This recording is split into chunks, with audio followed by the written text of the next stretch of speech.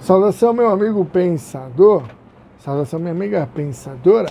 Então a gente vai discutir aqui um tema que é fundamental para a compreensão, né, da filosofia em si, que é o tema da liberdade. Então a gente vai pensar aqui um pouquinho as características da liberdade e o que significa isso do ponto de vista filosófico, né? Então é o seguinte, definir a liberdade é algo um pouco complicado, né? Então a gente busca sempre a ideia de liberdade ser aquilo que a gente pode fazer de qualquer forma, sem impedimento nenhum. Então não estar impedido por alguma força, alguma razão, algum motivo nos faz ser livres. Então esse é um ponto necessário da gente compreender. Só que a ideia da liberdade, ela vem então trazendo outras características, né? O homem de fato é livre, né? E qual é o poder dessa liberdade? Então, realmente a gente pode fazer o que a gente quiser? Então, esse é um ponto fundamental dentro do pensamento que é legal a gente tentar compreender.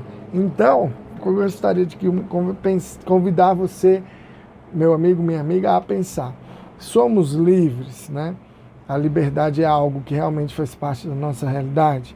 Ou não somos livres? Ou, como vai dizer o Karl Marx, somos levados a achar que somos livres, né? Que quando a gente decide, decidimos porque queremos, mas sendo que na verdade tem todo um mecanismo que nos leva a tomar aquela decisão. E aí, é um pensamento bem complexo e até um pouco assustador. Então, por isso, eu gostaria que você pensasse o seguinte, ser livre é ter liberdade para escolher, é poder agir e interagir. E isso vai ser muito marcante, porque além de estar ligado à noção do que se faz com a vida, tipo, você é livre para andar, para correr, para escolher, para ir para um lugar, para viajar, você também é livre para dar a sua opinião, para falar, pensar, né? Assim como você também é livre para escolher, para consumir, para comprar, para escolher seus representantes.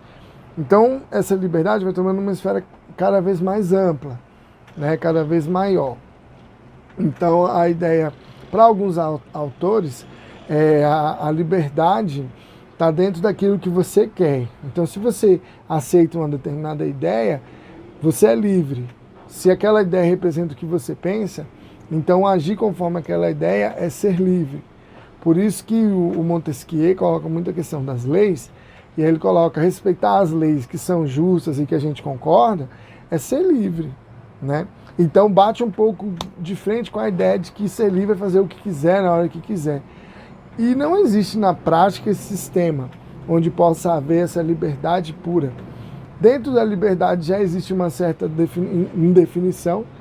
Então imagina a liberdade pura, plena. E aí a gente vai entrar em 3 pontos importantes aqui. Então existe a ideia da liberdade, que é essa busca pelas escolhas e pela noção de si mesmo. Então você escolhe aquilo que você quer fazer. Existe a ideia do determinismo.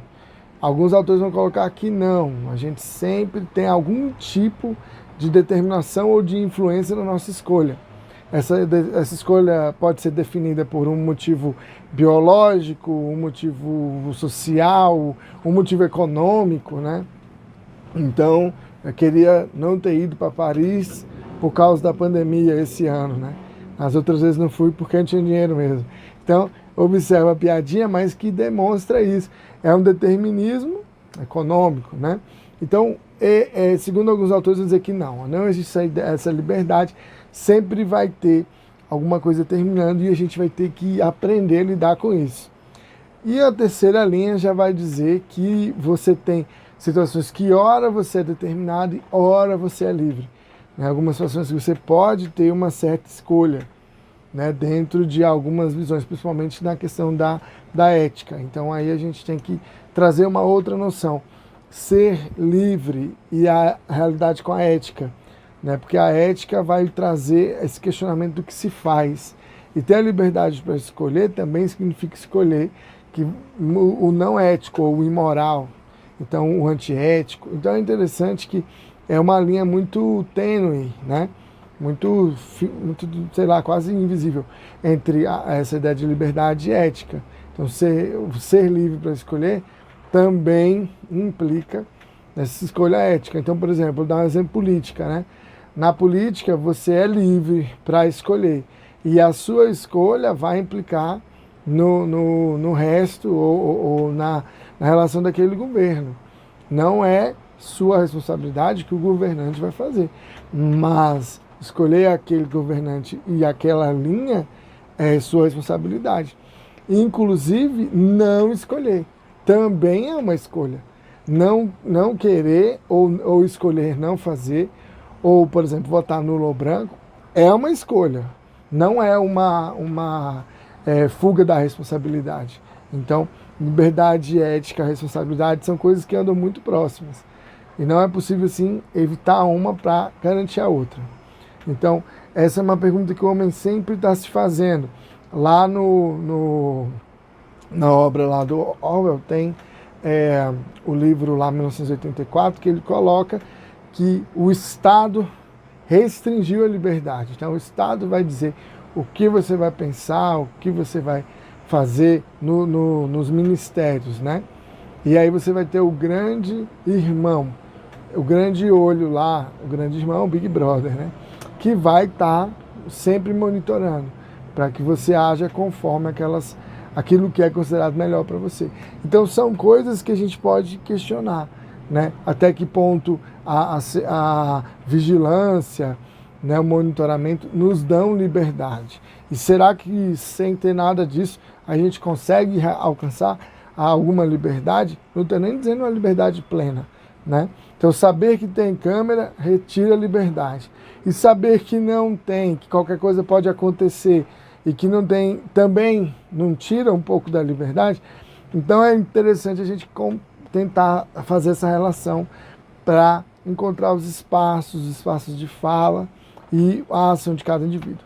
Beleza? Então vamos refletir sobre a liberdade, os seus limites e a sua atuação.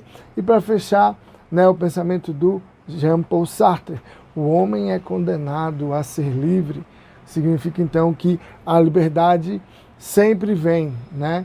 O homem não tem como. Então todas as escolhas que ele faz são escolhas conscientes, inclusive não querer. Ok? Muito obrigado pela tua atenção. Então a gente se encontra aí na próxima. E aí eu vou nessa. Um abração e obrigado aí, valeu.